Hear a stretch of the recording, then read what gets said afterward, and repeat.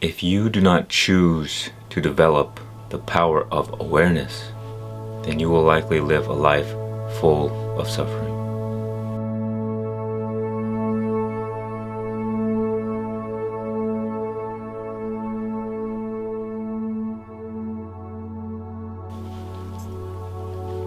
Many people would probably assume that the mind is our greatest tool, our most powerful faculty. But in fact, the greatest power we have is the power of awareness. Because awareness comes before the mind. Without awareness, there is no mind. Because from our own experience, the mind is experienced within awareness. We see our mind changing. We see our thoughts arising and falling. The most important thing about awareness is that we may look at it in a way, the function of consciousness. Consciousness is the force of life. It is the ultimate creative force. And so being alive and being aware are synonymous. This doesn't necessarily mean self-aware, because all the animals, all the beings in the universe have the same awareness, because all the beings in the universe are that same one consciousness. For those who understand more spiritual teachings, as we dive deeper into the understanding of consciousness, we see that consciousness is the eternal transcendent force. It is the unchanging, and so therefore, by definition, consciousness transcends all experience. It transcends the physical world. It transcends the mental world and even the spiritual world. It transcends all. And so the more one can act out their lives from this state of awareness, the state of pure being, the more we align ourselves with the nature of consciousness, so too we become transcendent. By default, our frequency of vibration begins to rise and rise.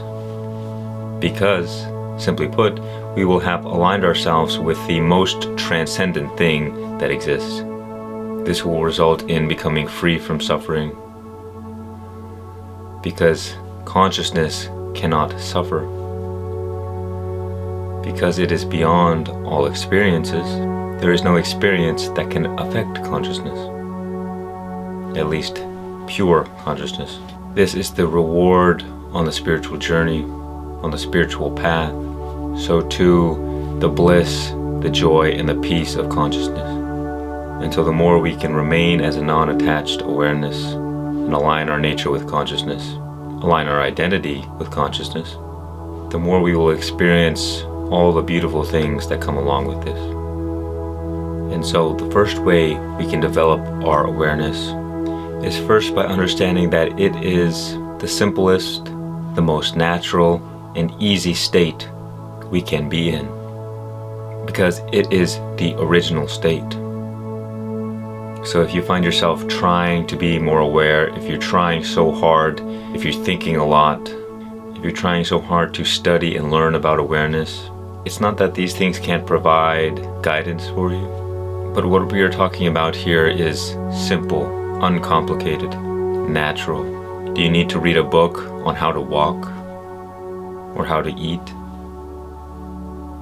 Do you need to think about how to use the bathroom? We can see that the more we try, or the harder we work to try and develop awareness, the further away we get. Awareness is a process of letting go and non-attachment. It does not take effort.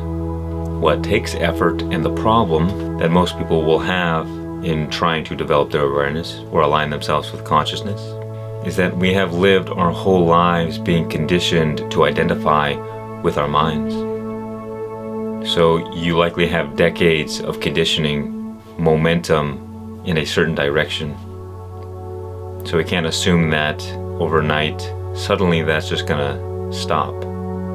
Because the momentum that was created from you continually having an emotional investment in who you are, in your life here on this planet, in your family, in your friends, in your role in society, there's a lot at stake here. You likely value all of these things and say they are very important. And it's not that they aren't, but you may begin to see how there might be a strong attachment. The more we have emotionally invested in something, the more we are attached to it. And who out there is not emotionally attached to their life here? That's the case for everyone. What we are speaking about is for the absolute minority. Few people on this earth have ever become enlightened because the price you have to pay is too high for most people. You have to give up what you love most, and that is yourself.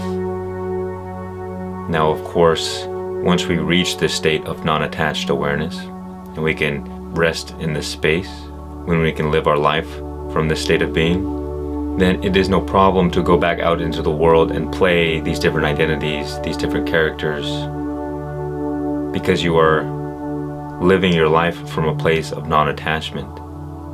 So it's not really a problem. But so long as you have a strong attachment to an identity, then all of your experiences will begin pulling you all over the place. Something will happen and you will react negatively. And you might have a negative thought, and you have negative emotions, and these things will continue to reinforce a specific or certain identity. And so you see, the experience we have in this life is only relative to the identity of who we believe we are. If I have an experience and I say that experience is negative, it is only negative because of my identity. It is only positive because of who I believe I am. Because with identity, you create a value system in which you say these things are good, these things are bad, I desire pleasure and I avoid pain. This is what I want, this is what I don't want. But this is not awareness. Awareness is unconditional. It has no preferences. It accepts and receives all incoming information without resistance. And so you can begin to see the big difference between your average person and somebody who operates from the state of being of awareness. Because the normal person is always getting wrapped up in their experiences, in their emotions, in their thoughts, whereas the person who is operating from a state of awareness is perfectly still, is not getting caught up in their experiences, in their thoughts, in their emotions. They remain non-attached to all these things. For example, if you have awareness on this side, the mind in the middle, and your experiences, what most people do is that their consciousness, their awareness gets attached to a mind identity. And their mind identity is looking out to experiences. It's always focusing on what is relevant, what is irrelevant, what do I want, what do I don't want. And so if an experience arises that I don't want, I get attached to that experience, and then I start experiencing all the negative things that come with that. I don't want this negative experience, and so now I'm feeling negative emotions, negative thoughts. So my energy is getting pulled down. I'm suffering. Whereas the moment you begin to detach from your mind identity and remain in a state of awareness, experiences arise, experiences go away. Negative experience, positive experience. Things don't even register as positive or negative, because who is there to have preferences?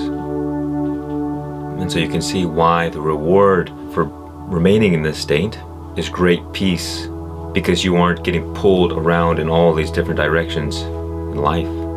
You remain in stillness. And so another way we can begin developing our awareness is through mindfulness.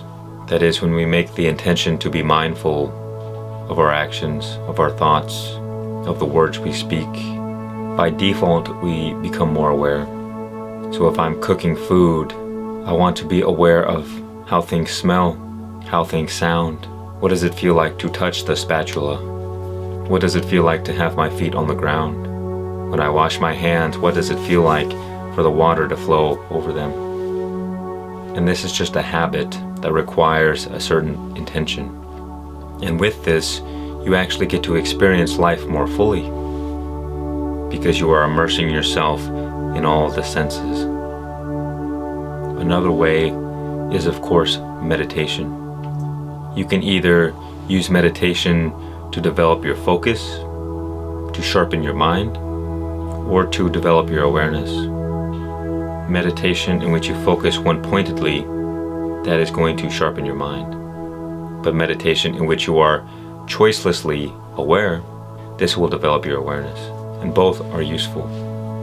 So when you are choicelessly aware, you see all the things that arise and fall within your awareness. You will see thoughts come and go. You will see feelings, perhaps.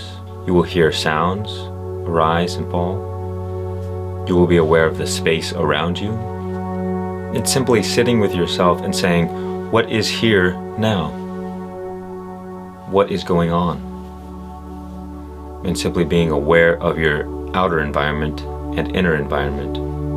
But it really begins with an intention to become more aware. Once you kind of repeat it in your mind that you want to become more aware, the more you focus your awareness or your consciousness on awareness, the more energy you will give to this process. And so by default, you will just become more aware. Again, remember, this shouldn't be so difficult, but the real work begins when you start becoming aware of your own self and your own attachments. Because when we go out into the world, we will be triggered by all kinds of different things. And each time we are triggered, we have the opportunity to reflect, take a step back, and see how we've been caught. Why were we triggered? And we don't even necessarily need to go down this line of questioning. We simply be aware that we were, to not judge ourselves for being triggered, and then return back to awareness, return to the present moment. The present moment is really the only place in which awareness can be cultivated.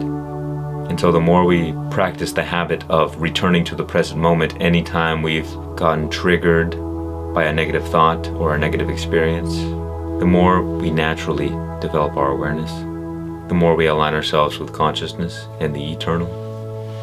And the reason why this is so important is because so many people live their lives just reacting to everything. And this is what you do if you want to experience large amounts of suffering in your life, is you react to all the incoming information. That is why the mind is the source of all suffering. It's because the mind judges what is being received. And in that judgment, it is right or it is wrong.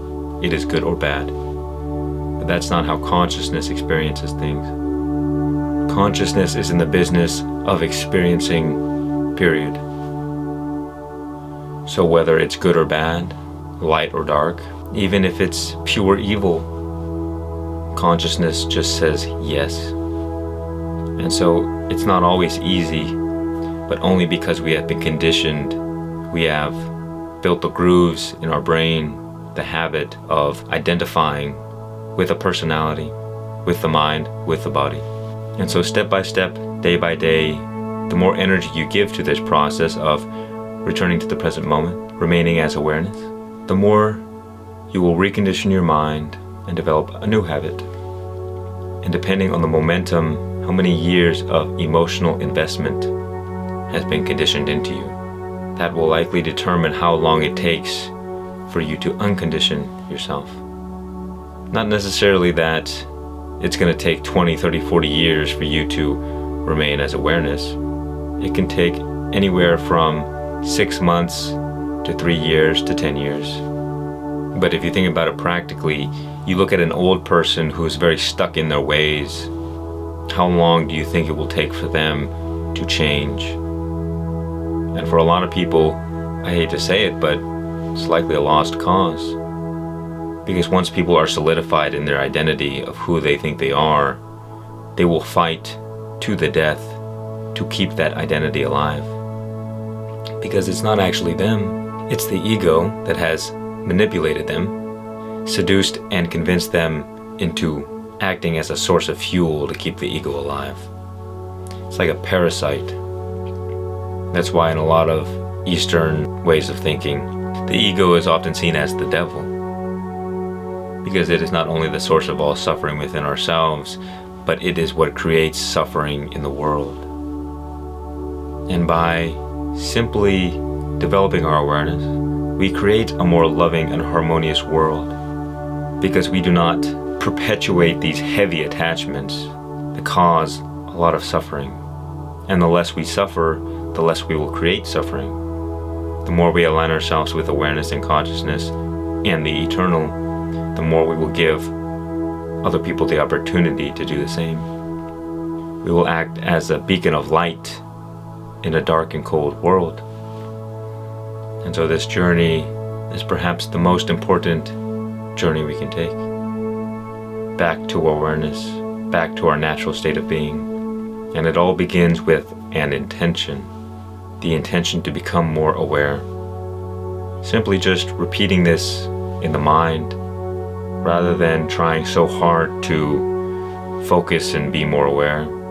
Just allow the idea of awareness itself to stay in your mind. And the more energy and attention that you give to awareness, the idea itself even, the more the right habits and actions will be revealed to you to help you along. The more you will have the intuitive sense to go meditate or be more mindful. The more aware you will become of your attachments. Whenever you get triggered, you won't just get so caught up in this emotional storm. At first, you might get caught up in negative emotions after you get triggered, let's say, for hours and hours and hours. But the more you keep awareness in your mind, the time in which you will be caught in that emotional storm will become less and less and less and less, until a certain point in which things don't trigger you at all. And so that is the journey, to continue to return to the present moment and remain as a non-attached awareness.